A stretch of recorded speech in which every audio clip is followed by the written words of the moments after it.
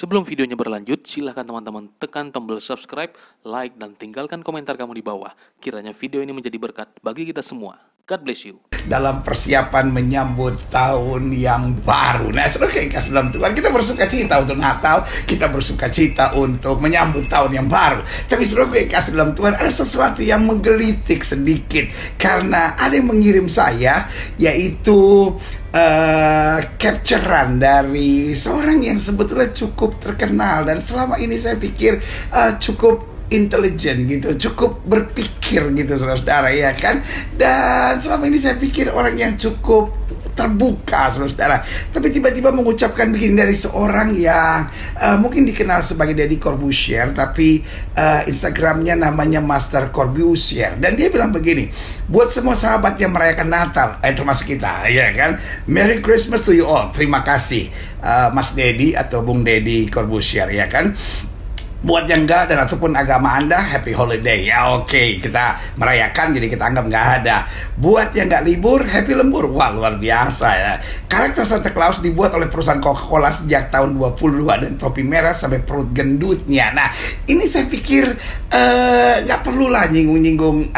Kayaknya Mas Deddy ini kan seorang mualaf kan, artinya sudah meninggalkan iman Kristennya, dan nggak usah lah nyindir-nyindir lah gitu. Karena gini, karena sebetulnya memang Santa Claus tidak ada dalam Alkitab, betul, tapi kan ini warna dalam kekristenan. Nggak perlu lah nyindir-nyindir bahwa ini karena apa itu namanya, ini promosi untuk satu produk tertentu. Kan begini, ingat bahwa Anda kan orang terpelajar kan, sebetulnya kan Anda mengerti bahwa setiap hal yang terjadi ada pandangan dari sini, ada pandangan dari sini, hal-hal yang masih menimbulkan polemik, apalagi yang berurusan dengan agama. Nggak perlulah Anda singgung-singgung di sini, ya kan, hanya dengan sepotong kalimat yang mungkin buat sebagian orang bisa menimbulkan polemik, kan cukup kan. Anda nggak usah pansos, Anda punya follower udah cukup tinggi, ya kan kan nggak perlu kan sifat yang seperti ini, kan sudah cukup, ya kan.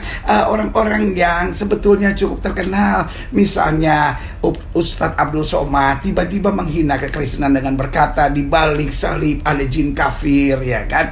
Tiba-tiba seorang, ya sebetulnya juga rekan saya, ya kan, yang namanya Habib Rizik, tiba-tiba berteriak, oh alanya orang Kristen beranak, bidannya mana? Saudara yang kasih dalam Tuhan, itu kan kalimat-kalimat yang bisa menyakitkan hati sesama. Karena saudara yang kasih dalam Tuhan, mana ada yang percaya bahwa Allah beranak? Come on, tidak ada Allah beranak. Yang ada adalah Maria yang beranak. Kita harus lebih pintar sedikit lah menyikapi keadaan. Lo hanya mungkin dengan berkata, oh anak Allah. Anak Medan juga bukan berarti Medan beranak. Anak kunci juga bukan berarti kunci beranak, ya kan. Dan sekarang ada lagi public figure yang mulai lagi dengan kalimat selanjutnya, ya kan. Kalimat selanjutnya dibilang apa, ya kan? Jadi selamat ya, foto ini Anda promote, tik-tik lah gitu kan. Satu lagi, tanggal 25 bukan hari lahir Nabi Isa atau Yesus. Ingat, Anda sudah menjadi mualaf, nggak perlu usik-usik. Kan ada ayatnya dalam agama Anda. Agamamu adalah agamamu, agama orang lain adalah agama orang lain. Agamamu agamamu, agamaku adalah agamaku. Buat apa lagi Anda pakai kok pansos banget gitu, kok mau bikin sensasi-sensasi murahan. Tanggal 25 bukan hari lahir Nabi Isa atau Yesus. Tanggal tersebut disetarakan oleh zaman dulu oleh komunitas pagan buat penghargaan doang. Ya ampun, bacaan Anda bacaan murahan, ya kan. Karena saudara, kalau kita mau ribut Om Deddy, ya kan, Bung Deddy, Mas Deddy, apapun lah kita menyebutnya, tolonglah jangan usik-usik agama. Karena kalau bicara tentang agama, ada banyak pandangan-pandangannya, ada banyak bacaan-bacaan murahan tentang itu, ya kan. Ada yang berkata bahwa Yesus lahirnya di bawah pohon korma, ya kan. Kan ini pandangan-pandangan yang nggak masuk akal. Contoh, siapa yang tidak tahu Yesus lahirnya di Bethlehem? Bethlehem itu tidak ada pohon korma. Bethlehem itu mungkin saudara perlu belajar Om Deddy, ya kan. Jangan sok jago, jangan sok pinter lah. Anda memang pinter, saya mengerti. Anda punya follower bagus, saya mengerti.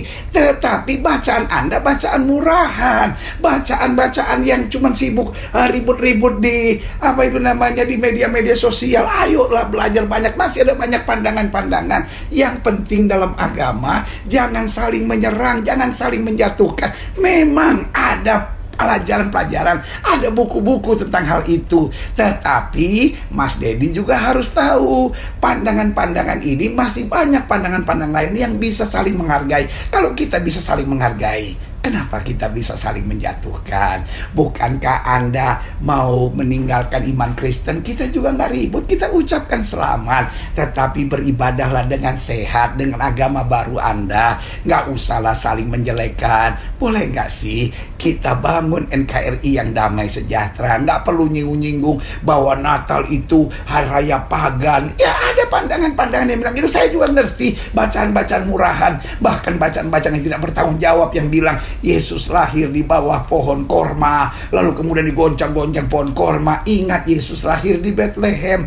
Bethlehem itu artinya rumah roti. Di Bethlehem itu cuma ada pohon jelai dan juga pohon atau tanaman atau ladang itu, ladang jelai dan ladang gandum. Makanya namanya Bethlehem, rumah roti. Tingginya 800 meter di atas permukaan laut. Jadi kalau di atas 800 meter di atas permukaan laut ada pohon korma, itu namanya pohon korma mujizat. Karena kita semua tahu pohon korma misalnya di Palestina, adanya di Jericho, lalu adanya di mana lagi, di Kuwait, di Dubai. Pokoknya negara-negara yang adanya di padang pasir, yang curah hujannya kurang karena korma itu tidak bisa di curah hujan tinggi. Jadi kita sebagai umat Kristen, khususnya saya sebagai hamba Tuhan, sebagai pendeta, hanya mengingatkan, jangan di luar batas lah, khususnya public figure. Biarlah saudara kan punya follower cukup banyak. Mari kita saling mendamaikan satu sama lainnya. Bukankah kebahagiaan Anda adalah kebahagiaan kami juga? Kenapa kebahagiaan kami harus diusik-usik dengan sindiran-sindiran bahwa Natal ini hanya menghormati perayaan pagan? Marilah kita membangun masyarakat yang penuh damai sejahtera. Kepada Om Deddy, apapun keputusan yang Anda buat, kepada Mas Deddy, kepada Bung Deddy Corbuzier, saya menghargai, saya menghormati, saya mendoakan supaya hidayah dari Allah senantiasa menyertai Anda. Tetapi kalau berkenan, biarlah Anda menjalani agama Anda dengan sukacita, dengan kebenaran. Nggak usah ganggu-ganggu agama yang sudah Anda tinggalkan.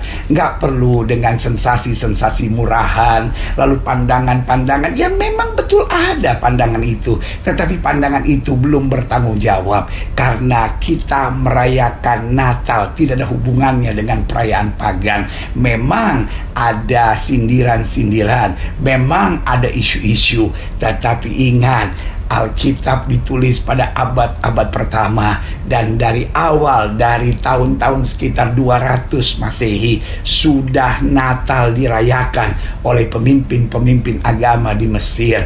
Artinya sudah diselidiki, bapak-bapak gereja sudah menyelidiki. Kenapa 25 Desember, kenapa bulan Desember?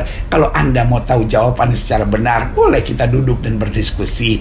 Tetapi jangan memakai media sosial untuk menaikkan follower Anda dengan menciptakan sensasi-sensasi murahan yang ujungnya dapat mengganggu ketentraman umat beragama. Saya, Pendeta Gilbert, dengan penuh kasih mengingatkan kita sekalian, waktunya kita saling menghargai. Ingat, agamamu adalah agamamu, agamaku adalah agamaku. Biarlah di antara kita tidak saling menjelekkan. Misalnya Anda pun mau umroh, mau naik haji, ya kan? Jujurlah, ada banyak cerita-cerita tentang itu. Tetapi nggak perlulah. Marilah kita saling menghormati satu sama lainnya. Marilah kita mendoakan supaya Anda, Mas Deddy, dan juga saudara-saudaraku umat muslim bisa menghargai kami. Kami saling menghargai. Bukankah indah kebersamaan itu?